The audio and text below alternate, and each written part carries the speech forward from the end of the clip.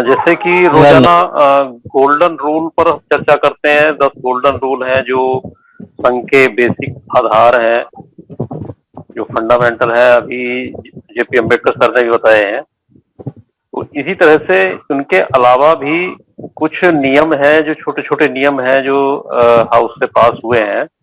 उनके बारे में भी मैं थोड़ा सा बता देता हूँ। जो पिछला हाउस लगा था 1 जुलाई का, तो उसमें कुछ छोटे छोटे नियम बनाए गए थे। उसके बारे में मैं बता देता हूँ कि एक तो समर संघ की मीटिंग में जो भाषण बंद किए गए हैं। अब भाषण संघ की जो संगीति लगेंगी या संगीति होती है या जूम पर मीटिंग होती है, उसमें कोई भी किसी प्रकार का भाषण अब अलाउ नहीं किया जाएगा। गोल्डन रूल के दायरे में रहते हुए ही जुड़ने और जोड़ने की अवधारणा, उसकी आवश्यकता, उसके उद्देश्य और उसकी कारण प्रणाली को समाहित करने वाले ही जो लेक्चर या व्याख्यान होंगे, केवल वही होंगे। ये संघ में पारित किया गया है।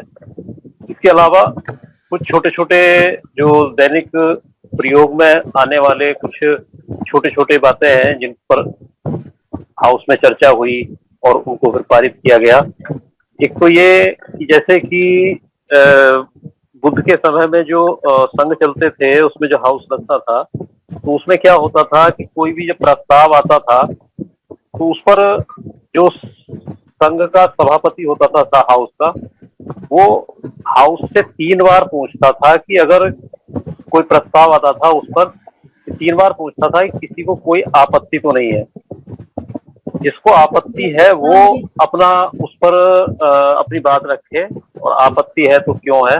तो इसी प्रकार का प्रस्ताव एक समर संघ में भी पारित किया गया है कि इसको मौन स्वीकृति का नाम दिया गया है कि जो अगर मौन है, जो लोग मौन हैं, उनको सहमति में शामिल किया गया है। केवल उनकी बात सुनी जाएगी जिनको आपत्ति है। तो इस तरह का प्रस्ताव भी समर संघ में लागू किया गया है। एक आप देखते हैं कि यहाँ पर संगम नमामि का एक उद्बोधन किया जाता है। तो उसके लिए भी संघ में इस तरह का नियम पास हुआ है कि संगम नमामि की के साथ साथ आप संघे सलाम, संघे नमस्कार, संघे समर्पण, संघे नमन या और भी संघ को सैल्यूट, इस तरह का कुछ भी उद्बोधन कर सकते हैं जो भी, या आप अपने शब्दों में भी संघ को नमन करना होगा। संघ को नमन करना यानी कि जो संघीय शक्ति है, जो संघ की शक्ति है, उसको नमन करना है। तो ये इस तरह का भी एक प्रस्ताव पास हुआ है, ये भी नियम बन गया है। एक और नियम छोटा सा पास हुआ है कि संघ की जो बौद्धिक संपदा है उसका मालिक समर संघ रहेगा। जैसे कि कोई भी संपदा है, फिजिकल संपदा अगर होती है तो उसका कोई ना कोई व्यक्ति या कोई जिसकी वो संपत्ति है या संपदा है, उसका मालिक वही रहता है। लेकिन समर संघ में जो बौद्धिक संपदा है, बौद्धिक संपदा मतलब यदि किसी भी समर संघी के दिमाग में, उसके मन में कोई ऐसा विचार उत्पन्न हुआ और वो विचार संघ के हित में है और वो विचार इतना फैलाया जा सके जिससे कि संघ को बहुत ज्यादा फायदा होने वाला है, तो उसका उस पर वो संपूर्ण समर संघ का विचार हो जाएगा। वो संपदा संपूर्ण समर संघ की होगी। उसको कोई, उस विचार को कोई भी शेयर कर सकता है, कोई भी लिख सकता है, बोल सकता है। तो इस पर ऐसा नहीं है, वो कॉपीराइट वाला, वो बौद्धिक संपदा वो समर संघ की रहेगी। इसी के साथ साथ एक प्रस्ताव ये भी पारित हुआ है कि समण, जितने भी हमारे समण हैं, समणों के बीच बाजार का जो सिद्धांत है वो खुला रहे। समण, हम आपस में जो व्यापार है या सर्विसेज है, तो वो भी हम उसको ओपन करके रखें कि हम समणों में ही आपस में ज्यादा हम जो व्यापार है और लेन देन का है उसको ज्यादा से ज्यादा करें। इसके अलावा संगतियों में व्यक्तिगत इनवाइटिंग नहीं होगी। जो हम हमारी फिजिकल मीटिंग होती है उसमें कोई भी व्यक्तिगत इनवाइट किसी को, हम किसी नेता को, किसी बुद्धिजीवी को या स्पेशली इनवाइट हम व्यक्तिगत रूप से नहीं करेंगे, वो संघ की ओर से ही इनवाइट किया जाएगा। और संगतियों में जो मेजबान और मेहमान की जो संस्कृति है, जो ये संस्कृति चलती है कि कोई मेहमान है और कोई मेजबान है, तो उस संस्कृति को भी बिल्कुल खत्म किया गया है। सिर्फ संगति में भाई भाई और बहन बहन जो संस्कृति है उसको आरंभ किया जाएगा। इसके अलावा एक छोटा सा और नियम है कि संगति में जब हम जाते हैं, जब किसी भी फिजिकल मीटिंग में जाएंगे, तो वहां पर जूते और चप्पल एक लाइन में हमको लगाने हैं। ठीक है सर। इसके अलावा संगति में खाना खाने का भी एक नियम बनाया है कि खाना खाते समय, जब मीटिंग में खाना खाते हैं, तो उसमें ये नियम बनाया गया है कि पहले बच्चों को, फिर महिलाओं को और फिर बुजुर्गों को खिलाएं और उसके बाद में हम खुद खाएं। एक और छोटा सा नियम है कि मीटिंग में जब हम बैठे तो लाइनों में बैठे, इस बात का ध्यान रखेंगे। और एक बहुत ही महत्वपूर्ण और बहुत ही आवश्यक नियम है कि ये जो वी का लोगो है, जो वी द पीपल का जो WE वाला जो लोगो है, इस लोगो का इस्तेमाल ज्यादा से ज्यादा और हर जगह करें। इसके लिए कोई किसी तरह का कॉपीराइट या कुछ नहीं है कि हम हर जगह करें, अपने घर, अपने दफ्तर, अपने मकान और अपने सब जगह, अपने वाहन पर, बाइक पर, कार पर, जहां संभव हो सके इस लोगों का इस्तेमाल ज्यादा से ज्यादा करें। इसके अलावा एक और नियम जो हाउस से पारित हुआ है कि मीटिंग में यथासंभव हम कोशिश करें कि सफेद कपड़े पहनकर जाएं। ये मतलब कंपलसरी नहीं है, अनिवार्य नहीं है, लेकिन यथासंभव यदि संभव हो सके तो सफेद कपड़े को ज्यादा प्राथमिकता देनी है।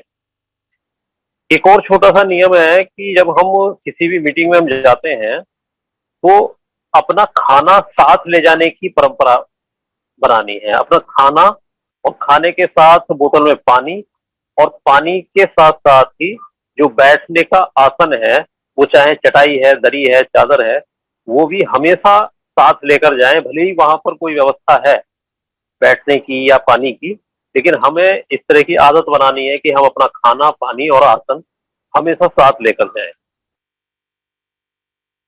इसके अलावा संगति में किसी भी व्यक्ति के द्वारा लंगर या भंडारा आदि नहीं लगाया जाएगा। ये समर संघ से हाउस में पास हुआ है कि कोई भी इस तरह का लंगर या भंडारे के रूप में, ये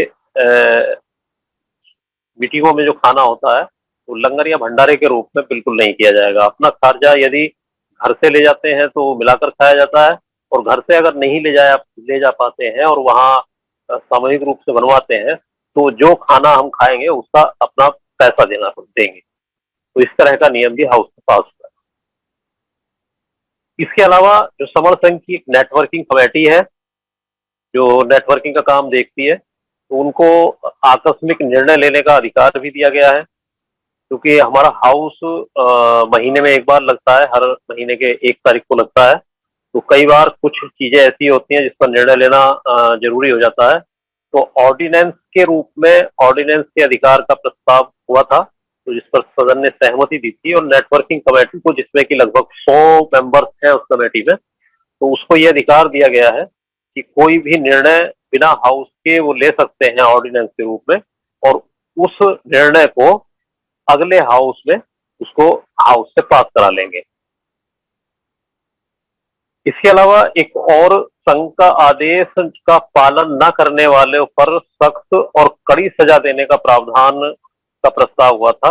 वह चाहे कोई भी हो, तो संघ, ये हालांकि उसमें आ जाता है जो गोल्डन रूल है, संघाधिदेश सबसे ऊपर, संघ का आदेश सभी को पालन करना होगा, लेकिन संघ का आदेश यदि कोई पालन नहीं करता है तो उन पर सख्त और कड़ी सजा देने का भी प्रावधान इसमें रखा गया। हालांकि अभी इस पर सजा क्या होगी या क्या सजा होगी, इस पर अभी बात नहीं हुई है, लेकिन इस तरह का प्रस्ताव पारित किया गया। एक और, समर संघ की जो मीटिंग होती है पूरे देश भर में, उन मीटिंगों के लिए एक मैनेजमेंट कमेटी का भी गठन किया गया है। ये भी हाउस में इस तरह का प्रस्ताव आया था कि पूरे देश भर में मीटिंगें हो रही हैं, तो उनकी एक निगरानी के लिए और उनके मैनेजमेंट के लिए एक सेंट्रल कमेटी का गठन किया जाए, तो एक मैनेजमेंट कमेटी का भी गठन किया गया है, क्योंकि पूरे देश भर में जितनी भी मीटिंग होती हैं उनको उनकी देख रेख करेगी। और इसके उपाध्यक्ष श्री सुधीरा सर हैं, और उन्होंने अपनी कमेटी का विस्तार भी कर लिया है। उसमें काफी सारे नए मेंबर और भी ऐड हो गए हैं।